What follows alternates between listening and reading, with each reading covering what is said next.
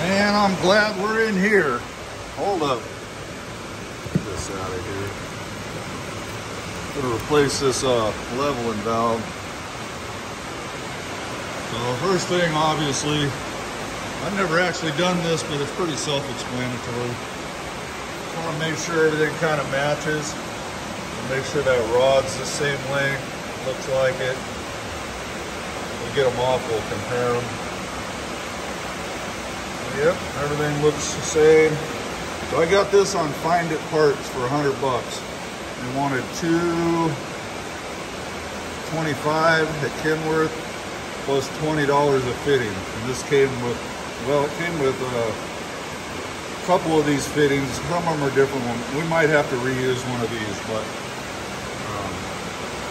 shopping around saved me a few bucks. So looks like it matches. We'll drain the air and then we'll unbolt it and go from there.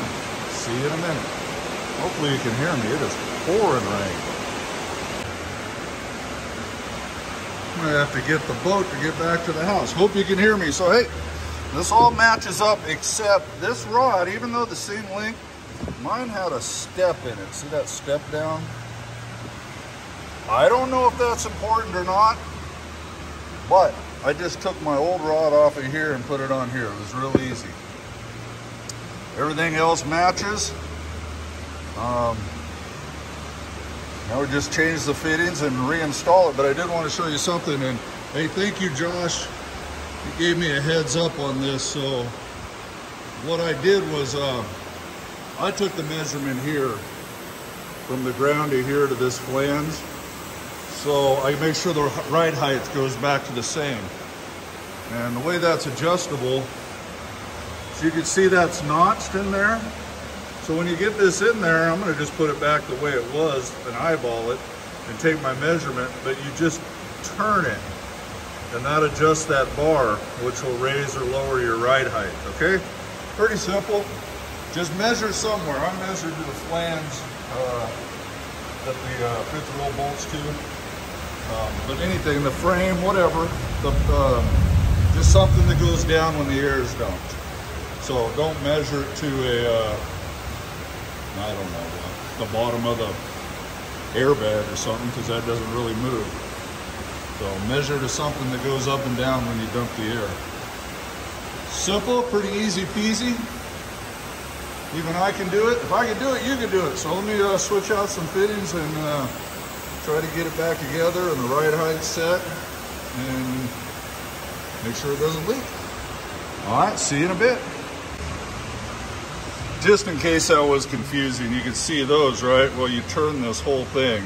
The top one's still, but you'll be able to rotate the angle of that with that bottom hole and then tighten it up where you get it where you want, which will adjust where this bar, inside there is a valve. And as this bar moves up and down, it sets, I guess, shuts the valve off and sets, you know, stops the air where you want it. Get that right or you'll be not enough air in your airbags or way too much. If you got too much, it'll sit too high and that can cause driveline issues and U-joints and all kinds of stuff that we don't want. All right, see you, bye. All right, we got it all switched out. I see what they did. They sent this straight brass fitting because when you're tightening, these two will hit even though you can move them. Hold on. See, they do swivel, but I think they tried to dummy proof this kit or something. I don't know. So they made it for me. It's dummy proof. So anyways, got that all done. I wanted to use the new fittings because this was leaking out here around this. I guess you could take this apart and rebuild this valve with some O-rings. I'll keep that and maybe do it, I don't know, but one or both of these, I think this one was leaking down here, might have just needed tape when I had the soapy water on it, and one of the, I don't remember, one of the other was also leaking around down here where like this metal ring is, where the plastic comes together. So it needed a new push to connect fitting anyway, so we'll roll like that. And you know, it does come with a dump valve where the air dumps out. It has a little nipple, but I cut it off, and it has a you know, tube, I guess, to help try to keep stuff out of there. So depending on your application, you could probably use that, but my airline's coming in right from the back, goes right under this. So if you had an airline like coming in over here or something, you know, then you could probably use that. But I can't, so I just put the plastic piece in and took the dikes and snipped it off. Pretty easy. We'll put it back together and see what happens. All right, we got it all on there.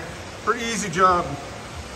You guys could do this on the side of the road, no problemo. We're in a dealership parking lot. Well, like I said, you're gonna get ripped off on the part. The one at 225 plus 20, 40, 60, another $80 in fittings. Unbelievable. So you're over 300 bucks for that. I got the whole thing for, I think it was $99.99 or right at $100, free shipping, and then I'd pay my sales tax, internet purchase nowadays. So, and about, I don't think I got an hour into it, and that's making these videos and everything, but you could do that.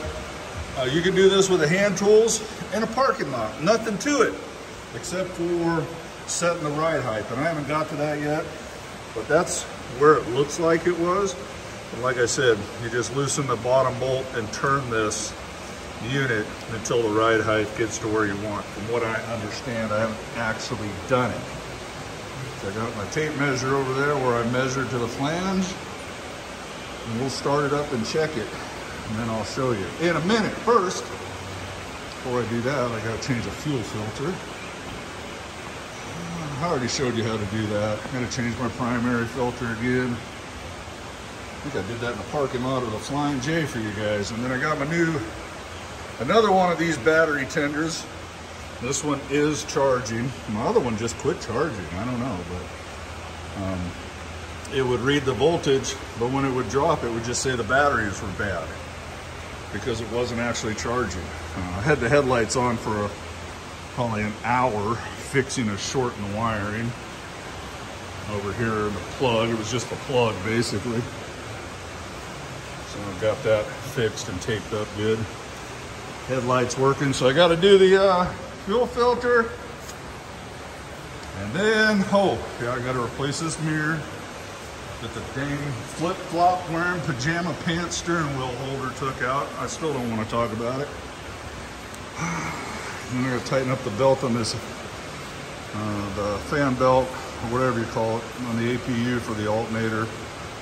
Probably actually just going to change it. If you remember that video where I poked the fuel filter came loose and punctured a hole. It just hasn't been right since. So I think all that diesel getting on the fan belt might have ruined the belt. So I got another belt. I'm gonna put that on there.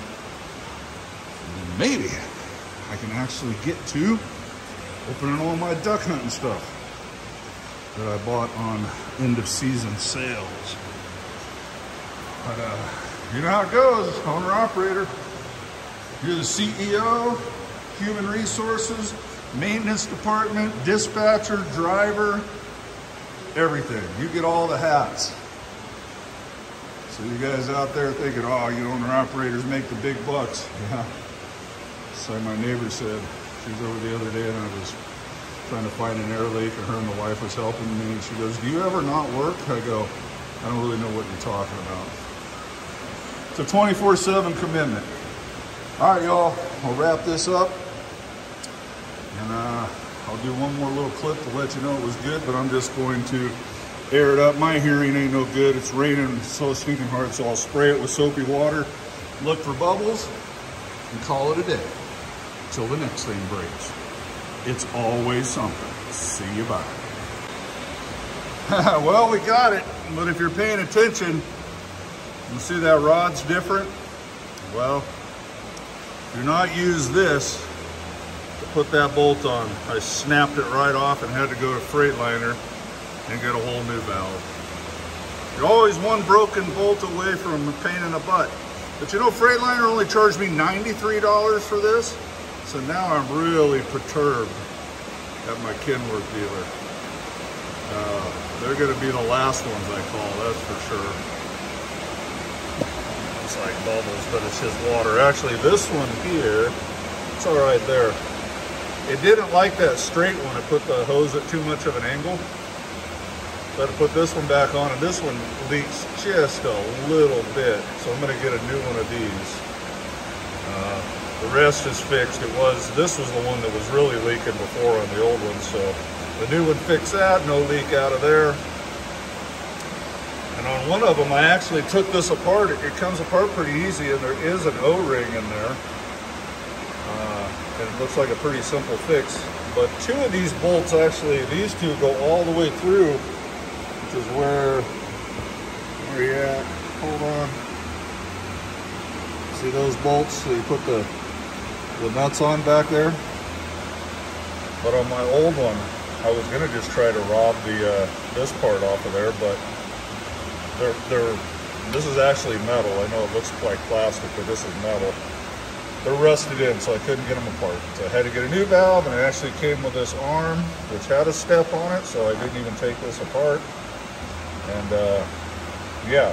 Oh, and this thing is pretty, you don't have to move it much. You can change your ride height quite a bit. So you will have to either mark it real well or adjust this to get back to where you want it.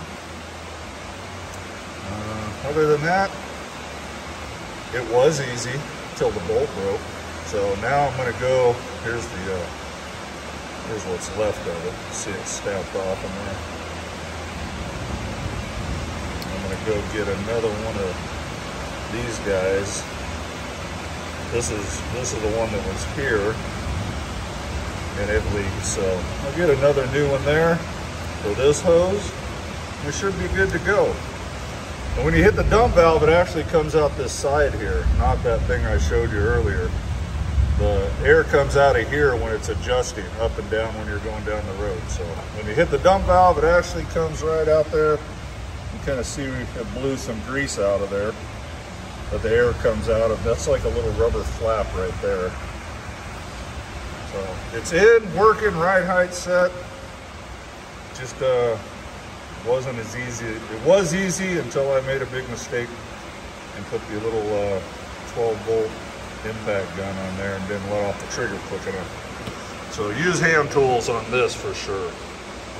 All right, leveling valve. Oh, and always be looking. I taped it up, but this plug is rubbing on this conduit. There's an air hose in here. It rubbed through the conduit and was starting to work on the air line. So always be looking for stuff. So I taped it up. Should be good to go for another 800,000. All right, see you bye. You holding the light? I'm holding the light. I got my helper. Yeah, no bubbles. That looks like bubbles, but that's suds really from this. It's actually a purple power degreaser, so it's pretty.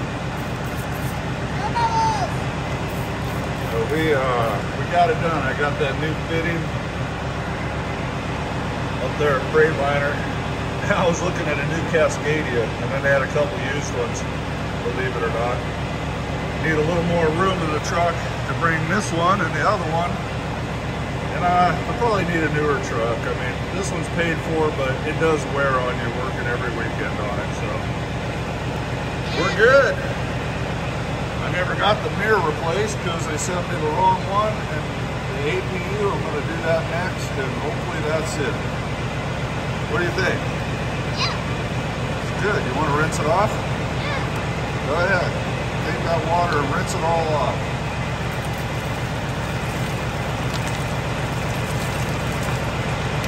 There you go. All good. No leaks. Yeah, no leaks. All right, we're good for now. All right, y'all. See you. Bye.